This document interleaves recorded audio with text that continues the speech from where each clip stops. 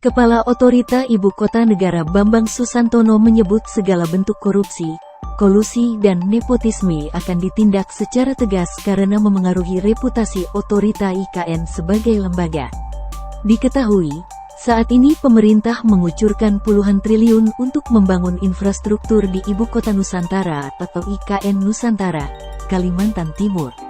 Dilansir dari Kompas TV, Bambang Susantono mengatakan tidak akan ada ruang untuk korupsi di lembaga yang dibentuk guna mempersiapkan pemindahan ibu kota negara itu yang pembangunannya dibiayai oleh investasi. Selain itu, ia juga berpesan kepada para pejabat yang dilantik untuk bekerja keras karena banyak target yang harus dipenuhi oleh Otorita IKN pada 2023. Kemudian pejabat dan pegawai di lingkungan Otorita IKN diharapkan bisa menerapkan komunikasi, koordinasi, konsolidasi, kolaborasi, 4K. Bambang juga menjelaskan bahwa kemampuan berbahasa Inggris sangat dibutuhkan di IKN mengingat IKN ini adalah kota untuk semua atau World City for All.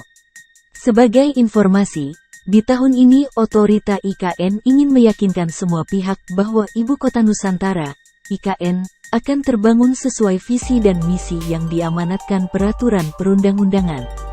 Bambang mengingatkan, berpartisipasi dalam pembangunan IKN ini bukan hanya membangun suatu kota, atau membangun fasilitas seperti sekolah, rumah sakit, pusat perbelanjaan dan sebagainya, melainkan suatu bentuk transformasi cara kerja baru. Oleh karena itu, dia berharap pejabat yang dilantik dapat selalu terbuka untuk belajar karena kemampuan untuk bekerja secara digital juga sangat dibutuhkan karena di IKN akan dibangun dengan sistem hampir seluruhnya adalah digital. Sebelumnya, investor yang berkomitmen berinvestasi di IKN Nusantara atau Ibu Kota Nusantara, Kalimantan Timur terus bertambah. 3 investor raksasa yakni PT Summarecon Agung Tbk, PT Rijatson Brunsfield Nusantara, Konsorsium Nusantara, dan Korea Land and Housing Corporation, KLHC, sepakat menanamkan 41 triliun rupiah di IKN Nusantara.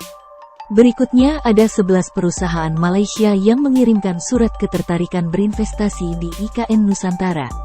Pihak Malaysia menyebut perusahaan Malaysia yang berinvestasi di IKN Nusantara akan makin bertambah. Dilansir dari Kompas.com, Menteri Investasi Bahlil Lahadalia menyebut semakin banyak negara atau investor yang tertarik berinvestasi di proyek pembangunan Ibu Kota Nusantara. Dia bahkan mengibaratkan IKN sebagai gadis desa yang cantik sehingga menarik perhatian banyak pihak. Bahlil memastikan bahwa investasi di IKN terus berjalan. Pemerintah pun siap memfasilitasi investor yang ingin masuk ke IKN, salah satunya dengan pemberian insentif.